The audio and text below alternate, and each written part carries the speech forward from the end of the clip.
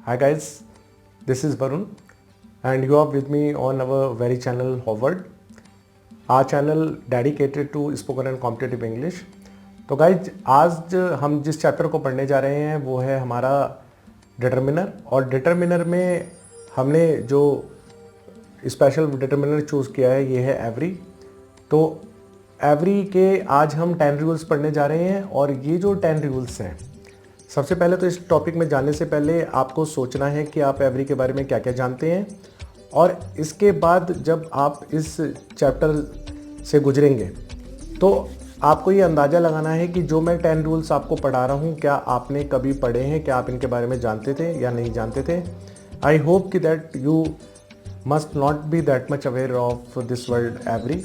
तो ये मेरा दावा है आप लोगों से, जैसे कि आप चैप्टर के अंदर घुसते हैं तो आप आज एवरी के बारे में और अच्छे से जान जाएंगे। जो मैं 10 रूल्स को डिस्कस कर रहा हूँ ये किसी ना तो कॉम्पिटिटिव बुक्स में अवेलेबल है और ना ही इसको किसी और इंस्टीट्यूट में पढ़ाया जाता है। और इसके साथ साथ मैं आपसे एक और चीज़ कहना चाहूँगा कि अगर किसी रूल में आपको डाउट है तो आप मुझे कमेंट फीडबैक के माध्यम से मुझे बता सकते हैं, so that I can clarify more this word every. और ये जो आपके रूल्स हैं अक्सर ये हमारे कॉम्पिटिटिव इंग्लिश में तो आते ही हैं और साथ साथ में इन रूल्स को जानने से आपका स्पोकन और रिटन इंग्लिश भी बहुत अच्छा हो जाएगा। तो गाइस हम चलते हैं अपने इस चैप्टर की तरफ और देखते हैं कि ये जो रूल्स हैं ये किस तरह से हमें अप्लाई करने हैं। तो गाइस आज हमने डिटर्मिनर का चैप्टर पिक किया है। डिटर्मिनर में आज मैं आपको एवरी के बारे में बताने वाला हूँ और जैसा कि आपने देखा होगा हॉवर्ड के जितने भी चैप्टर्स मैं बनाता हूँ वो सब बहुत स्पेशल रहते हैं। सिंपल चैप्टर्स पढ़ाने की मेरी भी आदत नहीं है। तो आज मैं आपको एवरी के 10 रूल्स बताने जा रहा हूँ और मैं आपको चैलेंज करके कहता हूँ कि ये जो रूल्स हैं मार्केट में इंग्लिश कॉम्पिटिटिव लेवल की जितनी भी बुक्स अवेलेबल है उनमें ये रूल्स आपको बिल्कुल भी नहीं पाएंगे। हो सकता है एक या दो रूल्स आपको मिल जाए but I seriously doubt because I have all the competitive English books, I have never ever found these rules. इसके साथ साथ ग्रामर के जो एक्सपर्ट हैं जिनके पास इंग्लिश की एक्सपर्टीज़ है, मुझे बहुत सीरियस डाउट है कि शायद उनको भी ये रूल्स पता हो, क्योंकि किसी भी कॉम्पिटिटिव इंस्टीट्यूट में ये रूल्स के बारे में कभी बताया ही नहीं जाता। लेकिन सबसे बड़ी विडंबना ये है मेरे दोस्तों कि ये जो रूल्स हैं आपके जितने भी कॉम्पिटिटिव एग्जाम्स हैं, चाहे वो बैंकिंग हो, एसएससी हो, आपका सीएचएसएल हो, मल्टीटास्किंग हो या फिर कहीं भी रिटन में, स्पोकन इंग्लिश में, आपका कॉम्पिटिटिव इंग्लिश में, हर जगह एवरी के ये रूल्स आते हैं, पता होने चाहिए और इन्हीं के ही मार्क्स बनते हैं। तो गाइस देर किस बात की है, हम चलते हैं। तो एक चीज़ आपको समझनी है, यहाँ पर मैं बेशक आपको हिंदी में एक्सप्लेन कर रहा हूँ, I can do it in English as well, but I have focus on both type of students, जो नॉन नेटिव, जो नॉन हिंदी स्पीकर्स हैं और हिंदी स्पीकर्स हैं, उनके लिए मैंने ये चैप्टर डिज़ाइन किया है। आपके जो रूल्स हैं वो इंग्लिश में लिखे हुए हैं जिससे कि जो हिंदी स्पीकर नहीं हैं, हिंदी नहीं समझते हैं, वो भी इन रूल्स के माध्यम से समझ सकें। और मैं हिंदी में एक्सप्लेन कर रहा हूँ तो ऑफ कोर्स जिनको इंग्लिश के बारे में ज़्यादा आइडिया नहीं है, जो इंग्लिश लैंग्वेज को नहीं समझ सकते हैं, तो मैं हिंदी में एक्सप्लेन कर रहा हूँ तो वो भी समझ सकते हैं। तो गाइस चलिए सबसे पहले हम अपनी फर्स्ट स्लाइड की तरफ बढ़ते हैं। हम देखते हैं हमारा रूल नंबर फर्स्ट लिखा हुआ है आपके सामने। वर्डिंग पढ़िए थोड़ा, क्या लिखा हुआ है।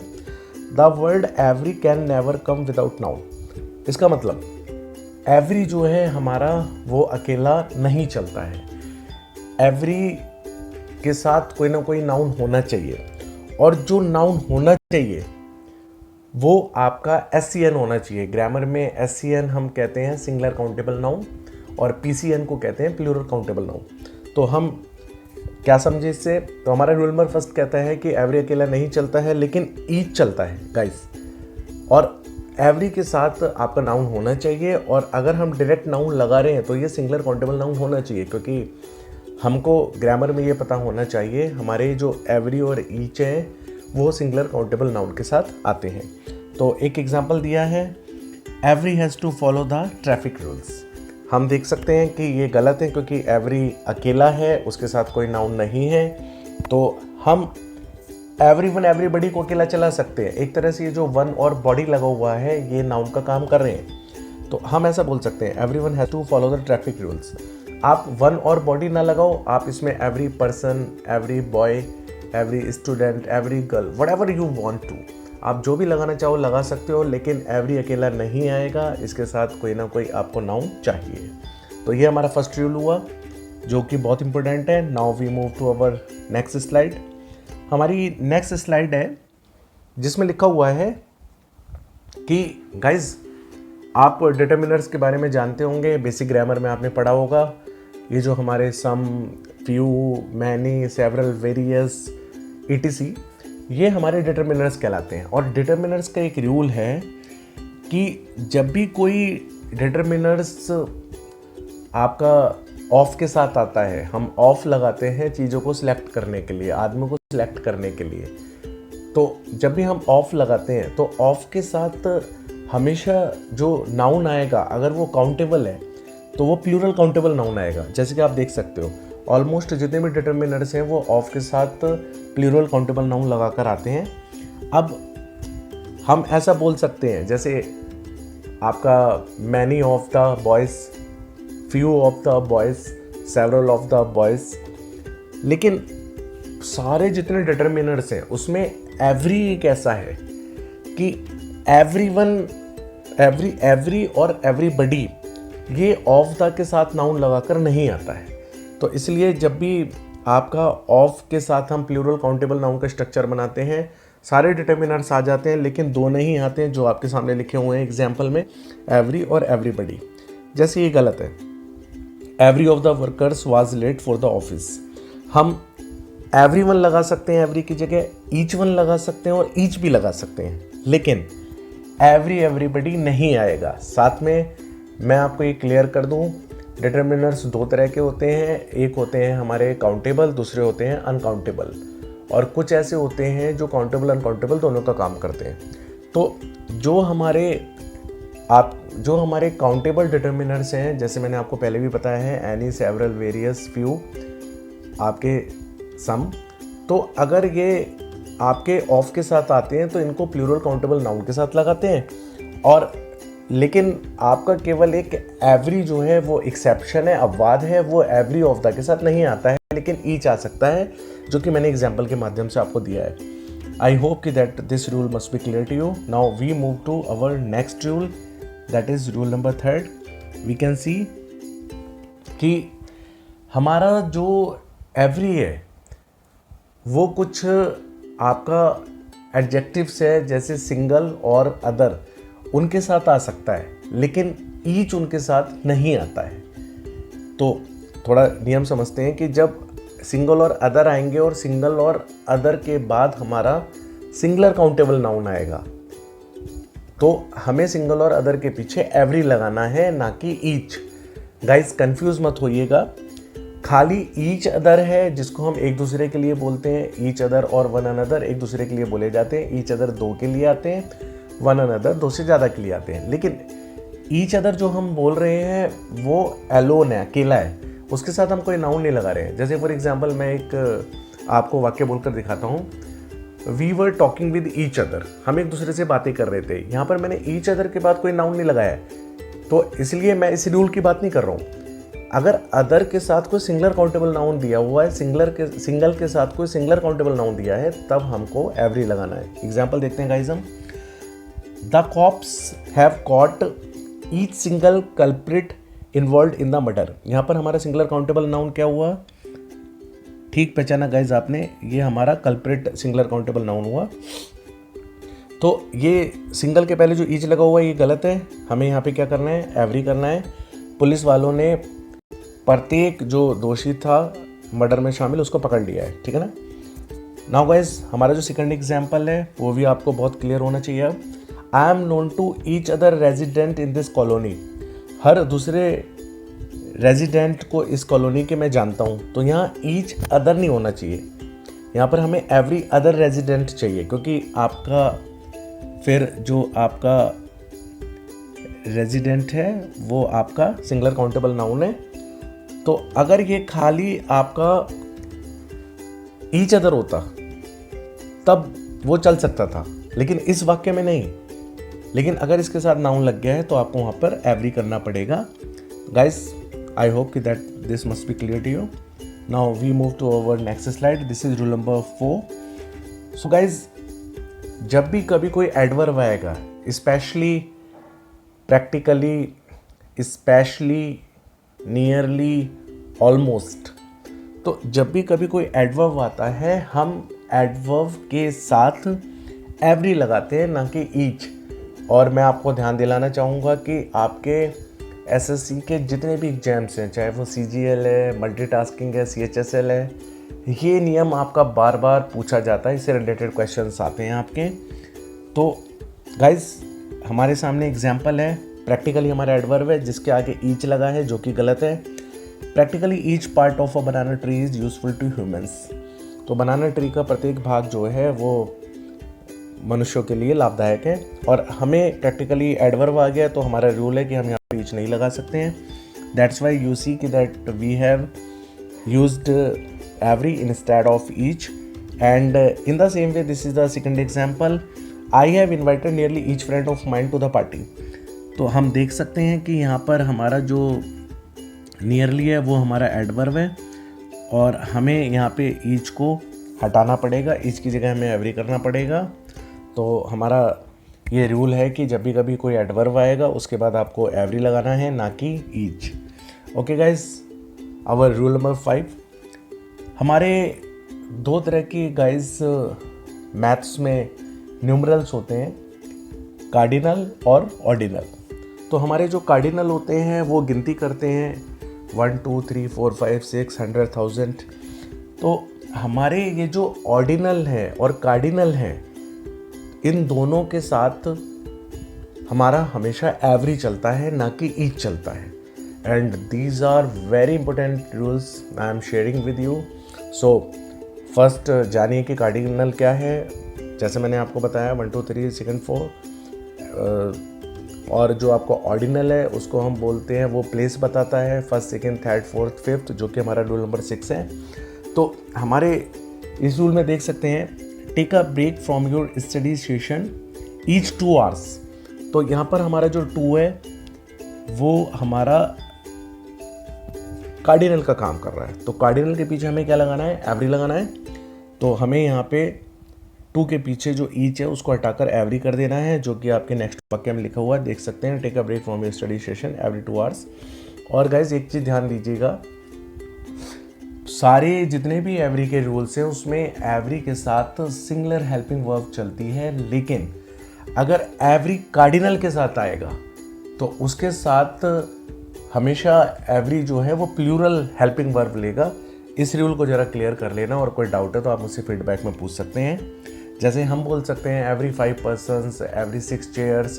सो if they are acting as subject of a sentence, so it must be called the plural subject. तो अगर एवरी आपका कार्डिनल के साथ आ रहा है तो वो प्लूरल सब्जेक्ट माना जाता है और वो प्लूरल हेल्पिंग वर्ब लेगा। तो इस मामले में जो एवरी है वो प्लूरल माना जाता है, इस चीज़ को ध्यान रखिएगा। Okay guys, we move ahead. जैसे कि मैंने आपको बताया था कि ऑर्डिनल के साथ भी आपका एवरी आता है, ईच नहीं। तो हम देखते हैं कि each third student is an expert English speaker at Harvard. तो हर तीसरा स्टूडेंट जो हॉवर्ड का है बहुत अच्छी इंग्लिश बोलता है। तो हमारा यहाँ पे थर्ड आ रहा है जो कि ऑर्डिनल है, तो हमें ईच की जगह एवरी कर देना है।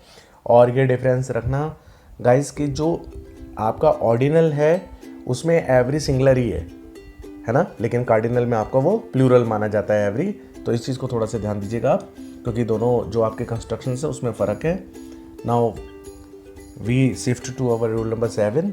और रूल नंबर 7 में आप देखते हैं कि हमने लिखा है कि ईच और जो एवरी है, both each and every can not come together qualifying separate nouns and always take singular verb. तो कहने का मतलब ये दो नियम एक साथ हैं, इसको समझते हैं गाइज। ईच और जो एवरी हैं वो अलग अलग नाउन के लिए नहीं आ सकते हैं एक साथ। या तो वाक्य में ईच होना चाहिए सारा, या फिर आपका एवरी होना चाहिए। तो और इसके साथ साथ ईच और एवरी वाक्य में कितनी बार भी आ जाए सब्जेक्ट्स बनकर, एक से ज़्यादा बार अगर वो है, 2 बार 3 बार 4 बार, इससे कोई फ़र्क नहीं पड़ता है। आपको हेल्पिंग वर्ब हमेशा सिंगुलर रहनी है। तो इस चीज़ को ध्यान दीजिएगा। तो एक एग्जाम्पल हम देखते हैं, each man and every women are laborious in our company. मैंने अंडरलाइन कर रखा है। तो हम देखते हैं कि जो हमारा जो रॉन्ग एग्जाम्पल है उसमें हमने ईच भी लगा रखा है और एवरी भी लगा रखा है, और हमने जो हेल्पिंग वर्ब चुना है, क्योंकि अक्सर लोगों को कन्फ्यूज़न हो जाता है कि यार ये तो 2 सब्जेक्ट्स है तो ये प्लूरल होना चाहिए, तो इसलिए अभी हमने रॉन्ग एग्जाम्पल्स में आर लिख रखा है। ध्यान देने योग्य ये बात है, या तो आप दोनों को ईच कर दीजिए, जैसे आप सेकंड एग्जाम्पल में देख सकते हैं, each man and each women, और ईच और एवरी कितनी बार भी आ जाए, आपका जो हमें हेल्पिंग वर्ब लेना है वो हमसे सिंगुलर लेना है। और सेकंड में आप देखते हैं, या फिर हम दोनों को एवरी कर देते हैं। अगेन आपको हेल्पिंग वर्ब सिंगुलर ही रखनी है, तो आप किसी भी तरीके से कर सकते हैं। सेकंड और थर्ड एग्जाम्पल हमारे बिल्कुल करेक्ट है, तो ये चीज़ ध्यान रखिएगा। या तो हम जो वाक्य का कंस्ट्रक्शन होता है तो उसमें ईच रखते हैं, या फिर हम एवरी रखते हैं। Okay guys, our rule number 8 is, हम each and every singular countable noun बोलते हैं, ना कि एवरी एंड ईच। तो एवरी एंड ईच नाम से कोई स्ट्रक्चर नहीं है। और हम देख सकते हैं एग्जाम्पल में, women have to face such miscreants, miscreants कहलाते बदमाश लोग, एवरी एंड ईच डे, जो कि गलत है। हमें इनकी पोजीशन को इंटरचेंज कर देना है। एवरी एंड ईच की जगह पे हमारा हो जाएगा ईच एंड एवरी। हम बोल सकते हैं each and every person, each and every garden, each and every road, each and every temple.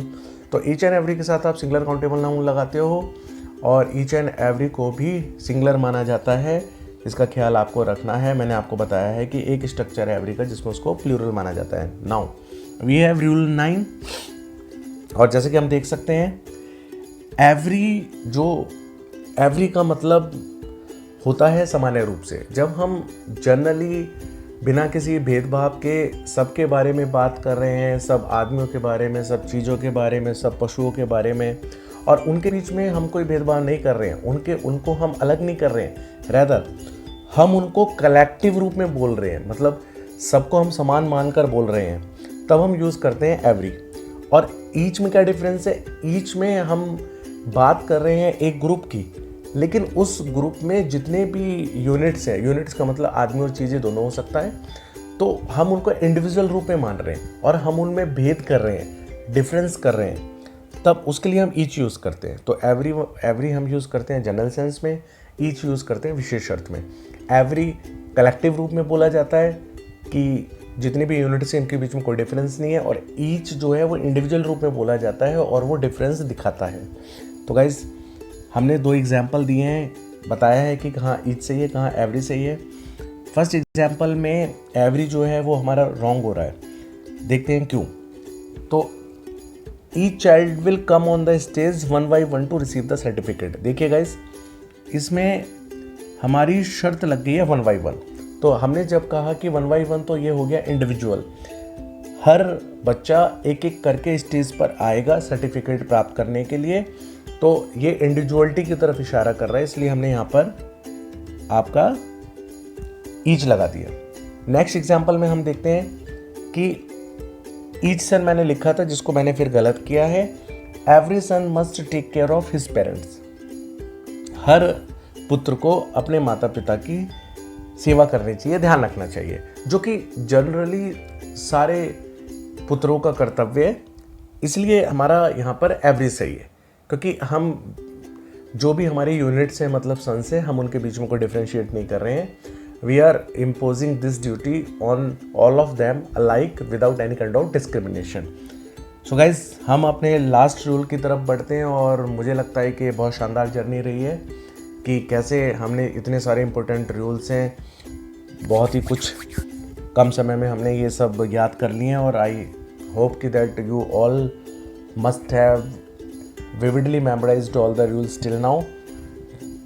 तो हमारा नेक्स्ट रूल है, जो हमारा ईच है वो हम 2 के लिए यूज़ करते हैं। अगर आपके सेंटेंस में ये बात क्लियर है कि हम 2 के बारे में बात कर रहे हैं, चाहे वो संख्या दे रखी है नहीं दे रखी है, तो गाइज कई बार ऐसा होता है कि आपका टू, बोथ, बिटवीन, ये सब दिए होते हैं, आपका ईदर, नीदर, तो इनसे हमें पता चल जाता है कि हम 2 की बात कर रहे हैं।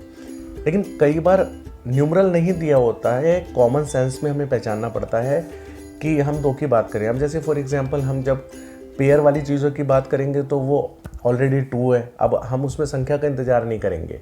जैसे हम सीजर्स की बात करते हैं, शॉक्स की बात करते हैं, शूज़ की, स्लीपर्स की, बिनोकुलर्स की, तो हमें वहाँ पर दो संख्या का इंतज़ार नहीं करना है, हमें पहले से ही मान के चलना है कि वो 2 है, तो उसके लिए हमें ईच यूज़ करना है। जबकि जो हमारा एवरी होता है वो 2 के लिए कभी यूज़ नहीं होता। It is always spoken for more than 2, 3 के लिए या फिर 3 से ज़्यादा के लिए। तो गाइज हमारा एग्जाम्पल है, I think of moving to either Indore और Bhopal. Every city has its pros and cons. तो मैं इंदौर या फिर भोपाल में सेटल होने की सोच रहा हूँ, और हर शहर के अपनी कुछ खूबियाँ होती हैं और कुछ कमियाँ होती है, मैं ऐसे बोल रहा हूँ। लेकिन मैंने यहाँ पे केवल 2 चॉइसेस रखी है, इंदौर और भोपाल। और जैसे कि हम जानते हैं कि हम यहाँ पर एवरी नहीं लिख सकते क्योंकि हम दो की बात कर रहे हैं, 2 यूनिट्स की बात कर रहे हैं, है ना। तो हमें यहाँ पर एवरी सिटी की जगह ईच सिटी कर देना है। तो गाइज़ ये हमारे 10 रूल्स थे एवरी के। और जैसे कि मैं आपसे हर वीडियो में कहता आ रहा हूँ कि केवल YouTube वीडियो देखना सफिशिएंट नहीं है। जो भी आपके पास ये कमाल के वीडियोस आ रहे हैं, ये आपके नोट्स आ रहे हैं जो कि आपके पास इजीली अवेलेबल नहीं होंगे और बुक्स में भी अवेलेबल नहीं है, ना ही अगर आप कोई कॉम्पिटिटिव की कोचिंग ज्वाइन करते हो तो वहाँ पर आपको इस तरह के चैप्टर्स पढ़ाए जाएंगे। और ऑफ कोर्स जहाँ पे मैं अपना इंस्टीट्यूशन चलाता हूँ तो इस तरह के सैकड़ों हज़ारों नियम हम इंग्लिश के पढ़ते हैं और बहुत एक्यूरेसी के साथ पढ़ते हैं। और जितने भी हमारे कॉम्पिटिटिव एग्ज़ाम्स होते हैं उसमें एक एक नंबर की हम इंग्लिश पढ़ते हैं, चाहे वो कोई सा भी एग्ज़ाम्स हो, कोई एक मार्क हमारे पढ़ाए हुए बाहर नहीं जाते हैं। तो ये हमारे हॉवर्ड इंस्टीट्यूट की विशेषता रही है। तो मे बी कि आप लोग इंस्टीट्यूशन ज्वाइन नहीं कर पाओ, लेकिन हाँ यूट्यूब के माध्यम से आप कनेक्ट रह सकते हो और इस जानकारी को स्प्रेड कर सकते हो। क्योंकि ऑफ कोर्स अगर हमें कोई पॉजिटिव रिजल्ट मिलता है तो हम मोटिवेटेड फील करते हैं कि इस तरह के चैप्टर से यूट्यूब को सजा दिया जाए जिससे कि आपको इमेंस बेनिफिट मिले। तो आज के लिए फ़िलहाल इतना ही है गाइस, और मैं उम्मीद करता हूँ कि आने वाले एग्ज़ाम्स में आप अपने नाम की धुन भी बजाने वाले हो और बहुत जल्दी सिलेक्शन की तरफ जाने वाले हो। तो मैं इंतज़ार कर रहा हूँ। I am looking forward to your selection and till then you have to actually keep focus on your preparations and just collect these pulse of wisdom. Okay guys,